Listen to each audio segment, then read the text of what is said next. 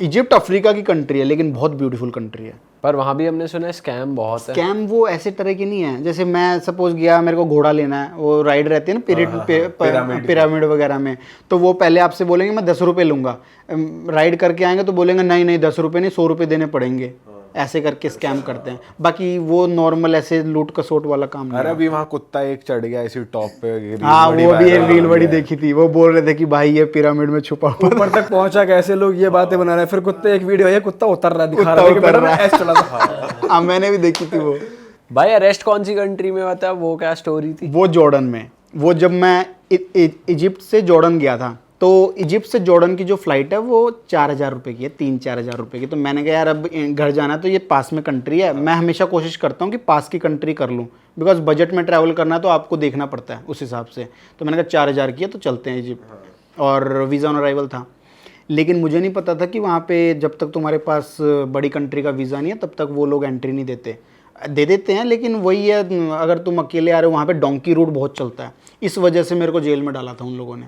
तो मैं शाम को 8:30 बजे पहुँचा, उसने देखा इंडियन पासपोर्ट, मेरे से पूछा भी नहीं उसने, और पहली बार ज़िंदगी में मैंने रिटर्न टिकट बुक कर रखी थी कंफर्म, और पहली बार पेड होटल बुकिंग कर रखे थे, और JR पास ले रखा था, सब मैंने 60-70 हज़ार रुपये खर्च कर दिए थे उस कंट्री में।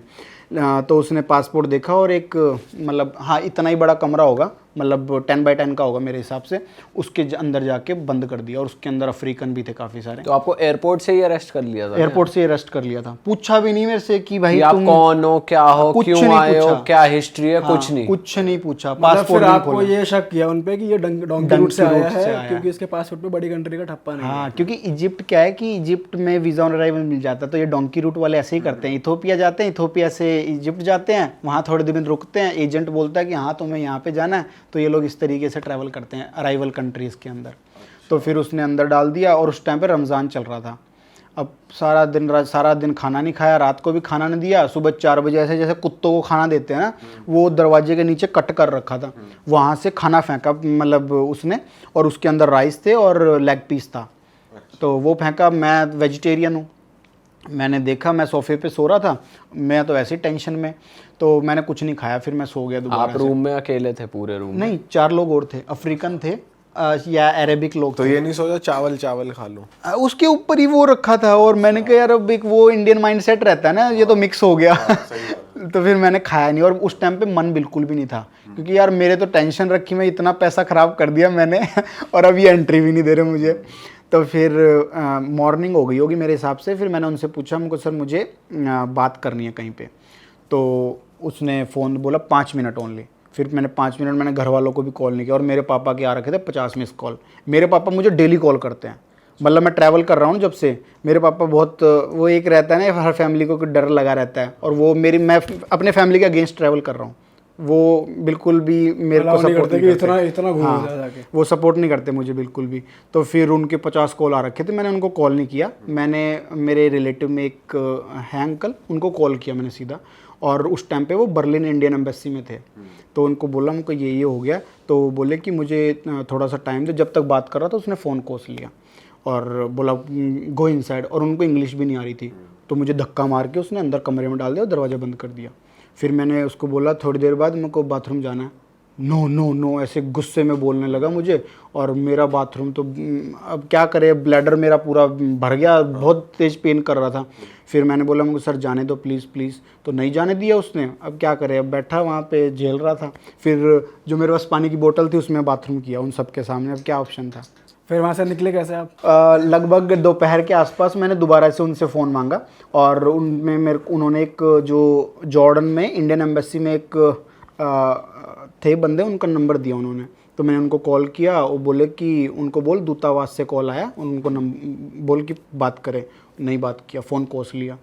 फिर मैंने कहा यार देख अब डिपोर्ट करेंगे तो कर देंगे, बहुत देर होगी, कोई नहीं आया एयरपोर्ट में मुझे ढूंढने, और 6:30 बजे मुझे एक बंदा आता है, बोलता है कि आपकी 8:30 बजे इजिप्ट के लिए फ़्लाइट है, डिपोर्ट कर रहे हैं आपको।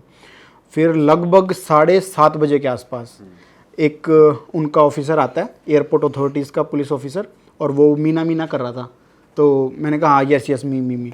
तो मैंने फिर वो बोलता मीना, मैंने कहा हाँ धीरज। तो फिर वो उसके फ़ोन में उर्दू में मेरा नाम लिखा हुआ था व्हाट्सअप ग्रुप में, तो बोलता कम विथ मी। तो मैंने सारा सामान लिया और उस बंदे ने मेरा फॉर्म खुद भरा, वीज़ा ऑन अराइवल का फॉर्म खुद भरा, पासपोर्ट पे स्टाम्प खुद लगाई उसने, काउंटर पे जाके मेरे लिए टैक्सी बुक की, मुझे एयरपोर्ट के बाहर छोड़ा और टैक्सी वाले को बोला जब तक ये एयरपोर्ट वो इसके होटल ना पहुँचे तो इसको प्रॉपर होटल में पहुँचा के आना, क्योंकि पीछे से दबाव आया इंडियन एम्बेसी का। उन्होंने बोला कि तुम किस तरीके से इस तरीके से हराश कर रहे हो।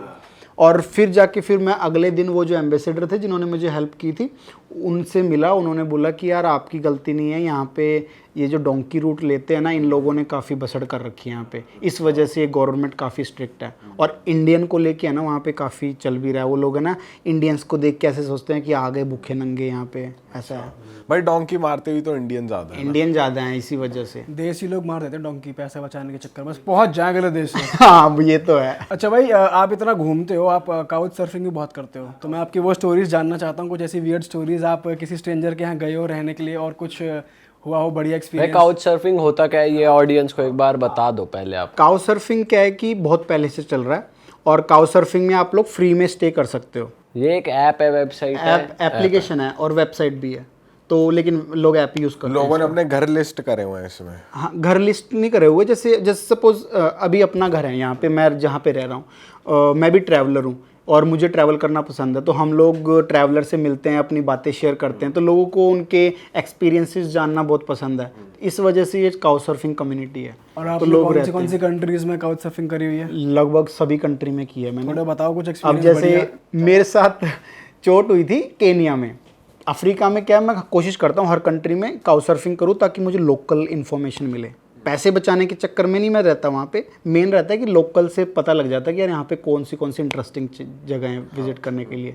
तो फिर मैं जब केनिया से युगांडा जा रहा था तो एक बॉर्डर के पास एक टाउन था, उसके पास मैं रुका, उस बंदे के पास तो रुका और उसने क्या है उसके घर के बगल में कमरा था, वहाँ पे मुझे दे दिया कि बोले यहाँ पे रह ले तू। फिर मैं वहाँ पे रह रहा था तो अगले उस रात को मेरे को बोलता है कि चलते हैं अपन पब में चलते हैं। मैंने अब यार किसी के पास रह रहे हैं उसको ये थोड़ी बोलूँगा कि यार मैं नहीं जाऊँगा तेरे साथ, फिर वो एक रहता है ना कि यार इसको मैं फ्री स्टे कर रहा हूँ, ये तो साला जा ही नहीं रहा मेरे साथ में। तो मैंने कहा यार चलते हैं कोई नहीं, और फिर मैं उसके साथ चला गया और मैंने क्या डोर को लॉक नहीं किया, पीछे से मेरा लैपटॉप ले गया। और उस टाइम पे मेरे को इतना हेडेक हो, वापस आके देखा मेरा लैपटॉप ले गया, जेब में मेरे पाउच में थे लगभग $200 के आसपास थे, तो वो भी ले गया। तो फिर मैंने उसको बोला यार मेरा लैपटॉप चला गया, और उसके बगल में एक लड़का भी था जो उसके घर में रह रहा था, बोला कि मैंने कहीं नहीं सुना यहाँ पे ले गया और मैंने देखा भी नहीं किसी को। मुझे तो उसी पे शक जा रहा था यार उसके घर से चोरी हुआ है तो इसी ने करवाया होगा। तो बोला कि हमने तो नहीं किया। बोलता है कि अगर दिक्कत है तो कल पुलिस चलेंगे। अगले दिन हम लोग पुलिस स्टेशन गए, पुलिस वाला बोलता है give me $1,000 $1,000 then only I can start application. अच्छा, तो बोलता है कंप्लेन लिखने के, मिलेगा नहीं मिलेगा वो बात की बात है। बोलता है कि कंप्लेन लिखने के मेरे को $1,000 दे। मैंने कहा यार $1,000, बोलता है कि और वो भी गारंटी नहीं है आपका लैपटॉप मिल जाएगा कि नहीं मिल जाएगा। बोला हमारे केनिया में ऐसी कोई स्कीम नहीं है कि हम लोग ट्रैक कर सकें। मैंने कहा फिर तू $1,000 किस चीज़ के ले रहा है, क्यों कंप्लेन करवाऊँ मैं? सही बात है। मैंने उसको बोला मुझको देख कुछ मुझे पता अफ्रीका के लोग कुछ काम नहीं करते, उनको करप्शन है। मैंने कंप्लेन नॉर्मल लिखवाई वहाँ पे, फिर वो उसको मैंने पैसे वैसे नहीं दिए, वो जो मेरे साथ बंदा था उसने बात की उससे और कंप्लेन लिखवाई हमने कैसे तैसे। हम लोग कंप्लेन लिखवा के वापस आ गए और उस टाइम पे मैंने डिसाइड किया अब क्या किया जाए। तो मेरा तो पूरा चला गया सारा पैसा वैसा, और मेरा प्लान था पूरा ईस्ट अफ्रीका ट्रिप करने का। तो उस टाइम पे अब काफ़ी हेडेक हो गया। मैंने फिर खुद को समझाया, मुझे यार देख चीज़ें होती रहती है, कंटिन्यू कर ट्रिप को। और वो ट्रिप पूरी वाहियात थी मेरी लाइफ की। पूरी वाहियात ये थी। वही वाली ट्रिप है जो आपका पूरा अरेस्ट और arrest ये वगैरह हुआ। किडनैपिंग और ये सब हो गया था। साउथ अफ्रीका में भी आप बता रहे थे जोहानिसबर्ग का कुछ सीन है। हाँ जोहान्सबर्ग अगर आप सर्च करोगे दुनिया की जो डेंजरस सिटीज़ के अंदर जोहान्सबर्ग टॉप पे है। अच्छा। क्राइम के अंदर। वहाँ पे अगर आप नॉर्मली भी स्ट्रीट पे वॉक कर रहे हो ना, अगर आपने थोड़ा सा अटेंशन नहीं दिया अपने आसपास के लोगों में, तो आपकी बिलोंगिंग्स है उसको लेके भाग जाएंगे, लूट लेंगे। और जिस गली में लोग नहीं है और उस गली में आप अकेले घूम रहे हो तो चांस ही नहीं कि आपको वहाँ पे कोई छोड़ दे, गन लगाएंगे और आपको लूट के ले जाएंगे। और अगर उस कंट्री में आप अपने गाइड के साथ चल रहे हो तब कोई दिक्कत नहीं तब कोई दिक्कत नहीं है, उसको पता है कि किस जगह पे हम लोगों को घूमना है। अब एज अ फॉरेनर मुझे क्या पता कि यार कौन सी जगह ज़्यादा सेफ है, तो जाने से पहले थोड़ी रिसर्च करनी पड़ती है कौन सा एरिया बेटर है।